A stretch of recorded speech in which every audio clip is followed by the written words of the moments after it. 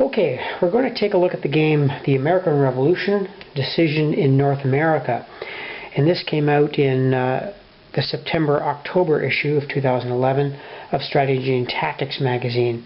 And the designer is Joe Miranda. Now I'm going to say a few things about the game first, and then we'll look at the components, the pieces, the board, and give you a little idea of what the gameplay is all about. Now when this game first came out, I didn't give it a lot of attention because what I was looking for was primarily a military simulation of the American Revolution. I kind of like this period. And when I looked at the map and just perused the rules very quickly, I didn't think it was a really good military simulation. So I kind of set it aside and didn't look at it for a couple of years now. And now I've revisited it. I've read the rules, and I've now got 2 games under my belt. And I can say with all confidence that I really like this game, but I'm liking the game for different reasons than I originally wanted to like it. And it's really a political military game on the American Revolution, and its strong point is the political situation, not the military. But Joe has blended the two systems very well, and that's what we're going to look at. Now I have my nitpicks and stuff with the map as far as the military goes, but those are small things indeed. Now the game does suffer from the fact that it's a magazine game. I've always said that the magazine games have trouble competing with boxed games because they're limited by the counter mix, and I'm sorry to say a lot of these games are often rushed for publication. There's unnecessary errata sometimes, and they don't have the polish. So I can say in summary that this game is very good. It's almost a shame it wasn't released as a boxed game. Let's take a look at the components and how the game plays. Okay, first of all we've got the rules, which of course come in the magazine. And they're nicely formatted, these rules, which is different than the old style of formatting. The spacing is nice, they are in full color, and there's about 16 pages of rules. So it's not a very, very complicated game. It's easily grasped, and the key to the game is in the phasing and the little chit markers, which we'll get to. So 16 pages of rules in color, and a fairly easy game to learn. Let's take a look at the board. Okay, now many games on the American Revolution have taken into account the Caribbean Sea and Florida, but what Joe has done is he's actually shown them and depicted them on the map. So the map does cover the Caribbean, we have all of Florida, and of course the 13 colonies and Canada. Now I'll be zooming in on various aspects of the board soon. Just wanted to say that so this is one of the few games that does actually physically show the Caribbean Sea and Florida in its entirety. He's also gone to the neat procedure of showing Spain and France and Great Britain as off-board countries, which are going to come into play as various rules and events occur. So let's take a closer look at the map. Okay, the critical Canada front. Now there is some very serious map errata that must be added to the game. There is a direct sea link from the Gulf of St. Lawrence to Quebec, and there is a river movement from Quebec to Montreal to Fort Oswego. Now anyone living in Ontario, Quebec knows that. The St. Lawrence, of course, is a main trunk line. But what is missing in the game is the dotted lines here. But we kind of knew that even before the errata came out. So that is critical errata. So these are connected by water. Now, one curious thing is this little Ottawa village here. I'm a resident of the nation's capital here, Ottawa, and I can assure you that during the Revolution, there was nothing here. Fortunately, some of these map anomalies don't matter much for the game. Now these Indian villages are where Indians can be placed, but in the Revolution there was nothing here. Also, if you were going to this location anyway by the Ottawa River, you'd be heading up northwest up the Georgian Bay. Joe has them going down here to the Huron Territory, then up not technically correct, but fortunately for game purposes it doesn't matter an iota. He has correctly shown that the St. John's is really the key to getting into the St. Lawrence Valley, and that's correct here. Although there is a curious little water movement from Montreal to St. John's, which technically would mean they're going up the river here and down the Richelieu, but that's not critical to the game. That's about the only nitpick I have. A lot of these areas out in the west, this Huron village, Fort Michilimackinac, I don't see how in the game you're ever going to go out there. But he does have them. I suppose small units may go out there, but it's not critical to the game. So let's take a look at the part of the rebellion we're all familiar with, the Boston section. The game begins with General Thomas Gage's troops here in Boston with rebel partisans in the same square. And the units here are individual named regiments, and you get a whole host of leaders. Now, the leaders are, well, let's say the military situation is painted with a very broad brush. The leaders only have 3 numbers. You're either a 1, a 2, or a 3. And one could argue endlessly over the values of the leaders.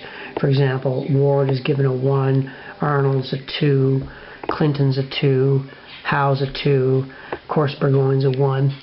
The Americans are very hard on Burgoyne, I find. Anyway, the leaders modify the movement, and they're critical to the game too.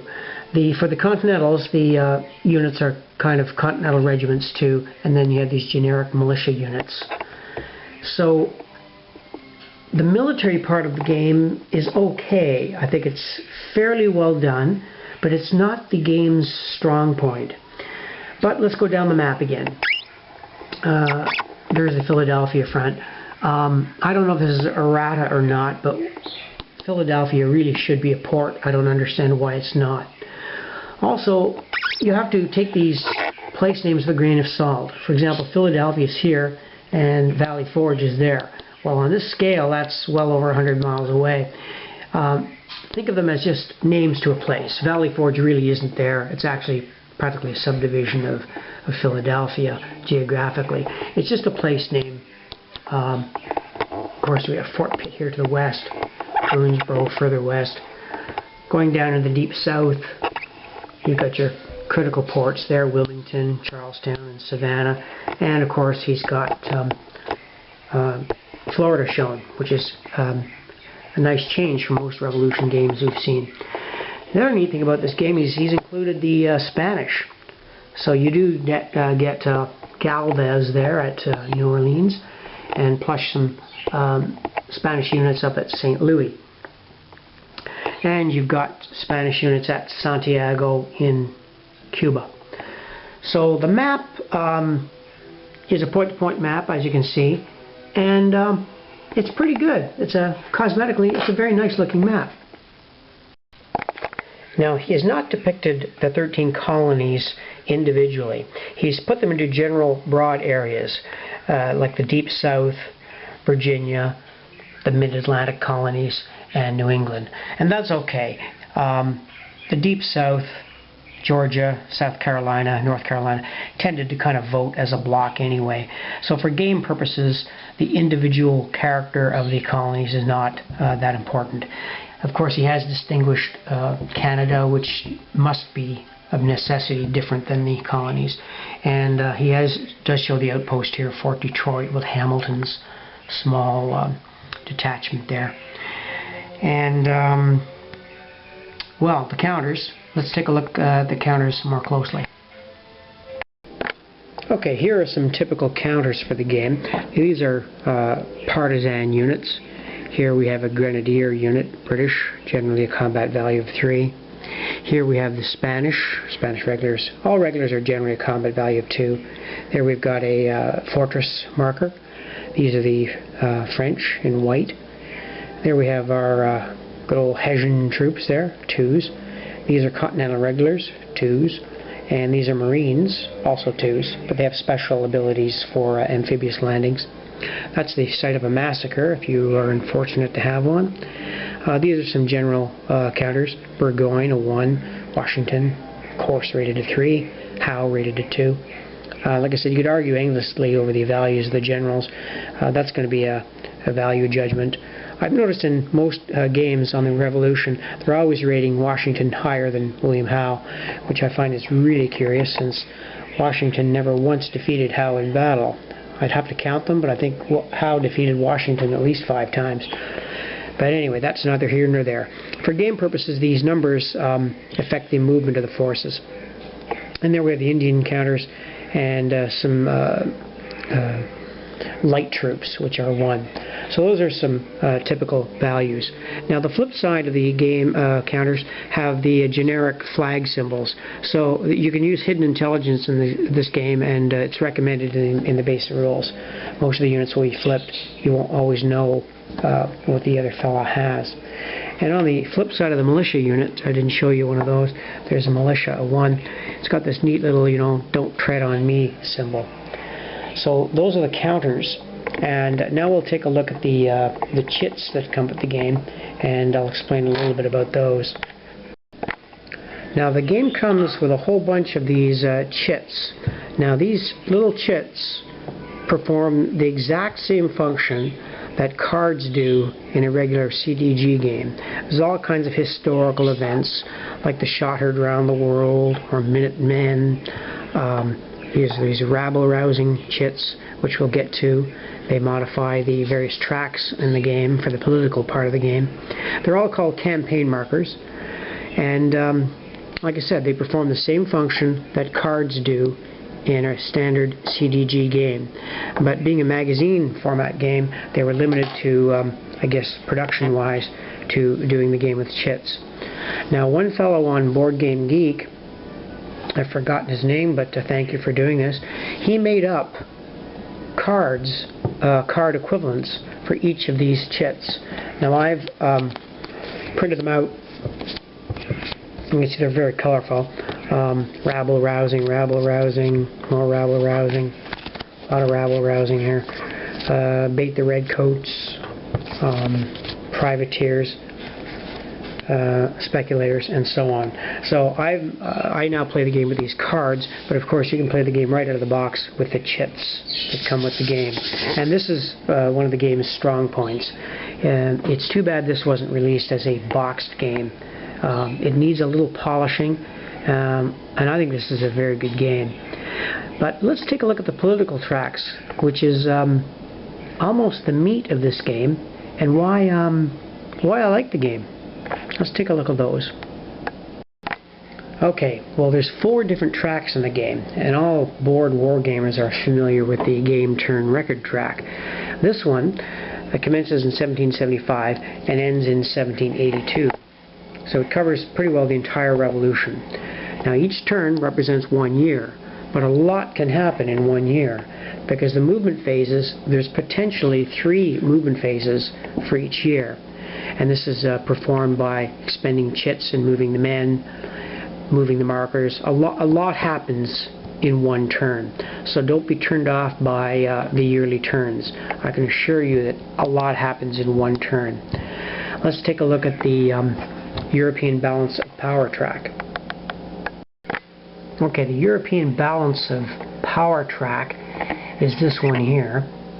And unfortunately, some more errata got in. One of the boxes was missing on the track, so you'd have to print this out and add it. Alright. The game begins with the European Balance of Power in neutral.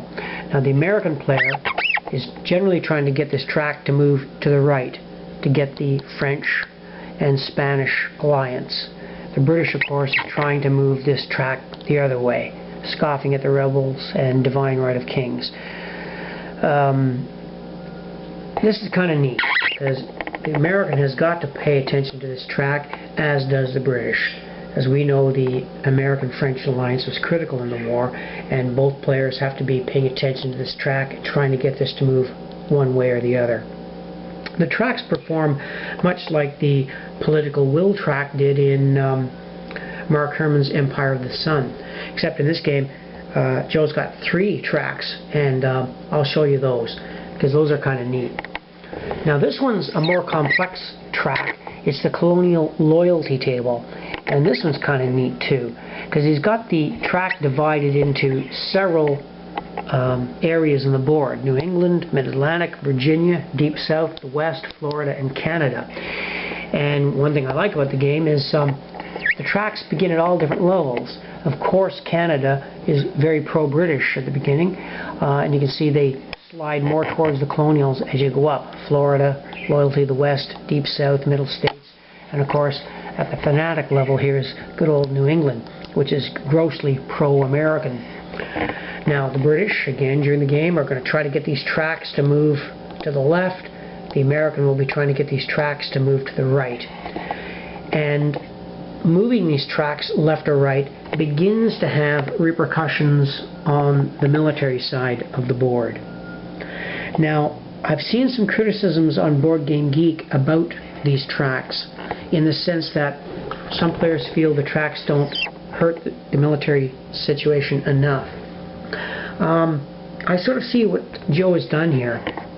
What it boils down to is this. I think players are wondering why, if the British doesn't, let's say, occupy a section of Virginia totally, why the tracks don't move more in the British favor. But we have to remember that occupation of the ground militarily does not necessarily win over the population, as we're certainly finding out in the modern world today. So I agree with Joe's decision to not necessarily have the tracks married to each other. Now, having said that, occupying an area does affect the track to some degree, but I think players were expecting it to do more, and they were a little disappointed. But I defend that part of the game. The moving of these Colonial Loyalty Table is a very neat mechanism. Now, the most important table in the whole game is this Revolutionary Progress Table, because it's the only table that moves only in one direction. It starts at Don't Tread on Me, which is the very basic level, and then it can move to the Continental Congress box. It can move to the Declaration of Independence. It can move to the Continental Army Professionalized, and finally the Articles of Confederation, where America's victory in the war is almost assured. As I mentioned, this track only moves one way. So the British has got to be very careful about this track, because once having the Americans, let's say, declare the Continental Congress, there's no going back. This is what's kind of neat about this. So once the Americans have declared their independence, there's no going back. They're going to fight to the finish. And these are wound up in the victory conditions, which in effect for the Americans means they have to get to the Articles of Confederation and control two areas on the board. What else can I say about this game? Except that the meat of the game is actually political. Now, there's certainly a military element to it. You're going to be moving troops all over the board. But the key to winning the game are these track markers with a military element. So I think the game's strong point is as a political military game. And if you look at the game in that light, I think you'll like it. I'm not going to say too much about the military aspects of the game, but suffice to say, this is a game that's a lot of fun to play, and it's got a decent respect for history. I will say, though, that the picking of the chits, or if you use cards, is going to be a very critical aspect of the game. One or two cards can really tilt things. That's good or bad depending on your preferences in card-driven games, which I'm kind of almost calling this a card-driven game, even though technically there are not cards. My final evaluation of this game is it's a fine game. I wish it had been issued as a boxed game and been a bit more polished. The rules are generally complete. There is some critical errata, but it's easy to learn and fun to play. I don't kind of want to rate it. Well, I guess I could rate it sort of 7 out of 10. It's a fine effort. I like it, and it's a keeper in my opinion. Okay, well that's my wrap-up of the game American Revolution, Decision in North America. which appeared in Strategy and Tactics magazine, and the designer is Joe Miranda. So in summation, I'll say it's a good game. I like it. It's a good simulation of the American Revolution. I think it's stronger as a political military game, emphasizing the political, but I think it's a good game, and if you can pick it up for a song, you might like it. So that's it. Thank you for watching.